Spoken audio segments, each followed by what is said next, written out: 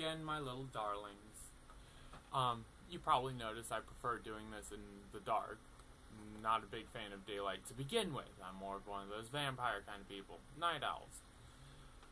But I couldn't hold this off anymore. I had intended for my next thing to be about the major difference between men and women, which I will get to. Yes, both sides need to listen up and listen well. But that's later. Point right now that's been ticking me off to no end for quite a while is the subject of value. What gives something value and worth? Not so much what it costs or anything else, but what it's worth. For instance, you can pay $300 for a ghetto cheap POS sword, or you could spend about $5. Okay, let's even push that to $50, as opposed to the $300 you'd spend on a cheap custom, costume sword. You spend $50 on a halfway decent knife that's actually going to do the job and do what it needs to do, or you can spend $300 on a decoration that can't do nothing. Okay? Now, I hate my senior year of high school economics teacher. Woman was not even going to go there because she was actually a very intelligent person.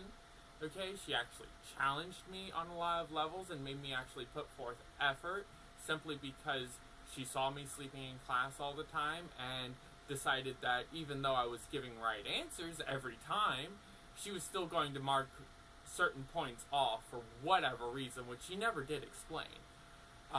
Basically, I figured she decided that since I wasn't paying attention or doing anything in class, she was just going to mark points off to begin with. But still, she challenged me, and there were certain good parts, but it doesn't change the fact that I hate her. But she did do one really valuable thing. She taught me one very, very valuable lesson. The only thing that gives anything in the entire universe, in the entire galaxy, whatever, doesn't matter, anywhere, anytime, the only thing that grants anything value is scarcity. How little of it there is. Not how much of it there is, but how little there is. And how little access there is to it. So I'm going to ask you a question, and I'm going to give you a few minutes to see if anybody can come up with any kind of answer before I just blurt it out, because I will. What are the two most valuable things in the entire existence? Okay, there are two things that are more valuable than anything else. Ever. And there are two things that nobody can ever put any kind of monetary value on. Any kind. You can't put a price on either of them. Go ahead and think about that for a while. I need to light a cigarette.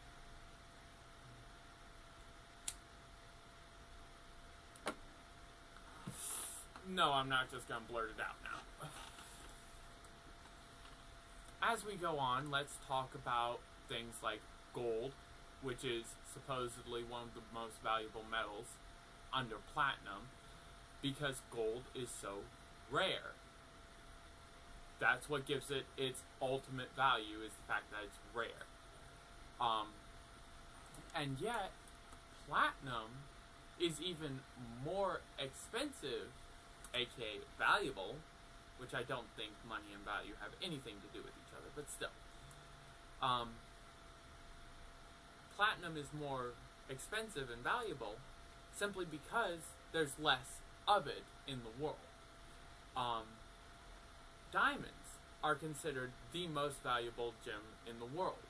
However, when you get into the idea of specific diamonds, yes, diamonds in general are the most valuable precious stone in the world. However, certain diamonds, like the canary diamond, if that thing even really exists, is so rare, it's practically, beyond price. So if somebody actually has one, they can more or less name their own price, and it doesn't matter what it costs, somebody's going to have to pay it or walk away, because they ain't going to find another one. Saw a thing the other day called Final Offer, I think was what it was. But you had these 4 people who were basically buyers and sellers and stuff, and they were talking to regular people.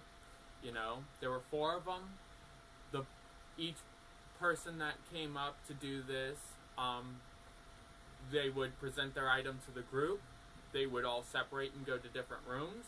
The person would go into each room and try to negotiate one-on-one with that person. And when they walked out, no going back. Deal was done. They either took it or they left it, and then they would go on to the rest of the rooms, and nobody knew what order they do it in. Okay.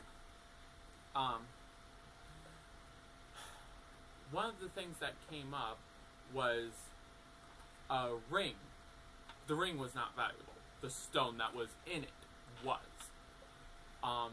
It was called a cashmere sapphire.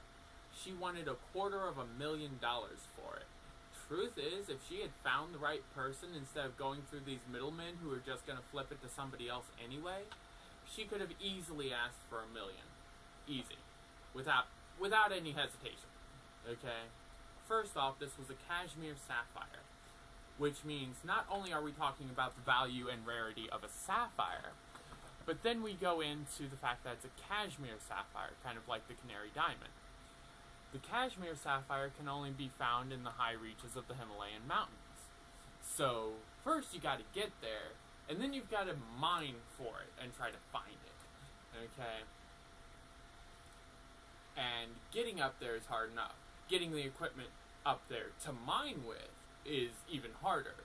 And then just mining in general in that area, it's absolutely ridiculous. So it's not a matter of how rare it is, it's a matter of how rare to find, because it being there is one thing. It being available is where the rarity comes in. The scarcity, as it were. And not only was this thing the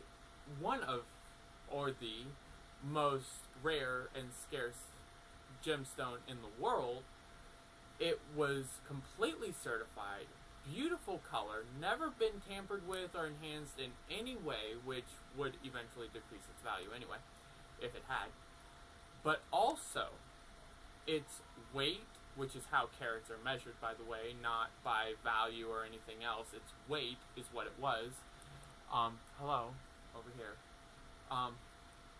Its weight was exactly 8.88 carats, which means anybody who pays attention to certain numbers like that would absolutely flip to have something that rare and that beautiful, which also, simply because of its weight, is absolutely perfect in numerology. And hey, let's just throw this in there. We've already discussed my personal beliefs. Yeah, in Magic 2, it would throw things through the roof simply because of its weight. Okay, granted, that sapphire would have done a great job, cashmere sapphire even better, but the weight, measuring all that out, would be absolutely amazing to pull it all together. It'd be amazing. So that is like the one and only period anyone's ever going to find.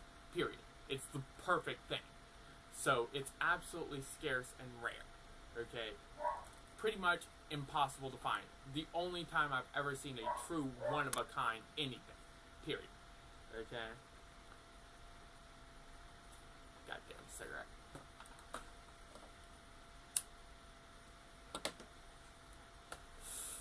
But yes, back to the original topic. The two most valuable things in the world that you cannot put a price tag on heck, the two most valuable things in the world, period, are information, and friendship / favors. Those two things you can never, ever, ever put a price tag on. Ever. Information mainly because depending on the information, it has various values, various price tags on it.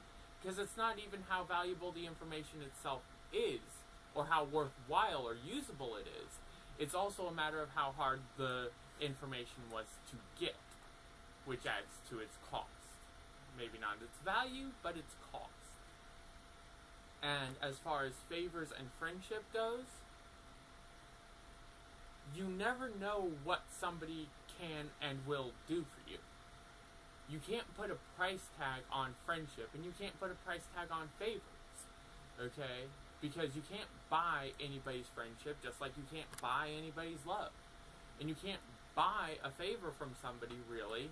The only thing you can do to get a favor is offer to exchange a favor. Now, here's the thing. A favor can be something as simple as loaning me a cup of sugar, or it can be something as complicated as running down to Florida to pick up my boyfriend. Okay? Sorry, Lance. Fell through. Anyway. So,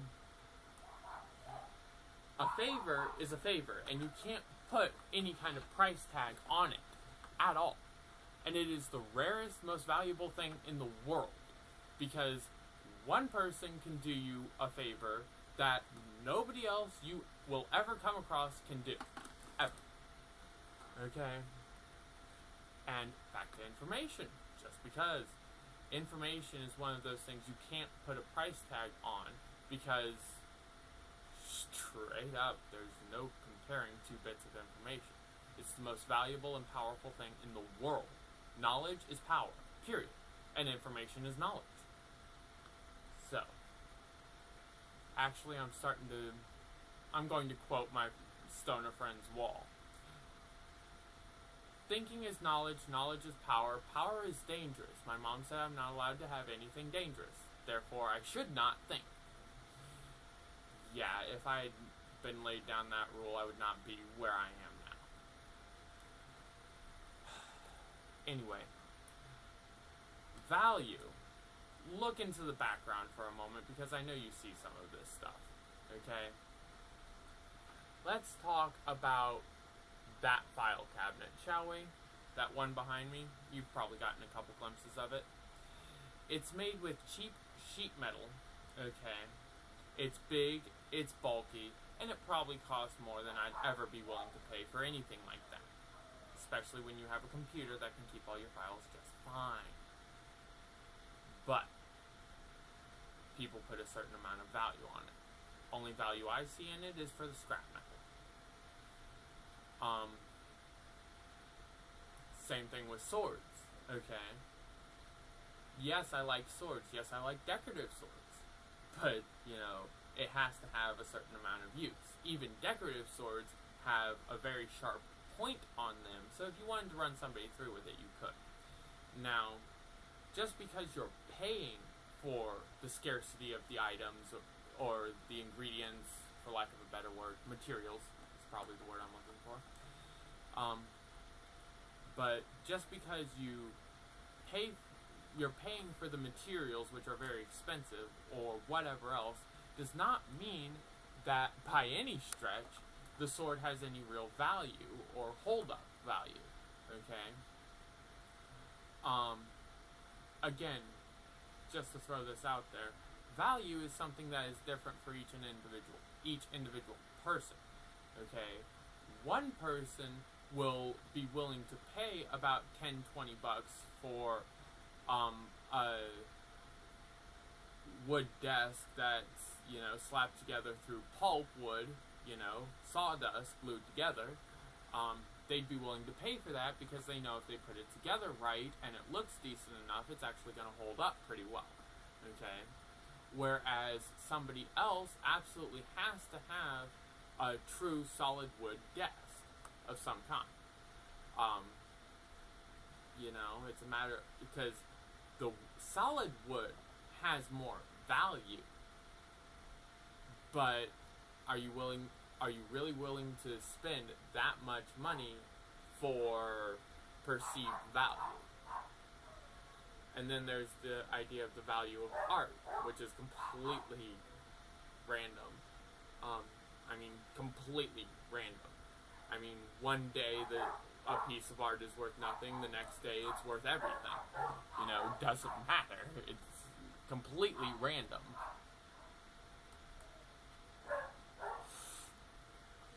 So, as far as value goes, there are a few things you need to look at. Scarcity, first and foremost. How rare is it to find? 2. Usage. How well is it going to hold up? How sturdy is it? How practical is it? Those are really the only 2 things you really need to look for. You can throw in sentimental value, but when you're throwing in sentimental value, please realize that your sentimental value needs to be measured less on, the value of that memory and more on the scarcity of being able to find another one like it. Okay? Let's say the memory is of your mother. If your mother has passed, then straight up you're never going to get another memory of it, ever. However, if it's a memory of some family vacation and, your family's still together, go ahead, sell the memory, because you can make another one just as quickly and just as easily, and it may even be better.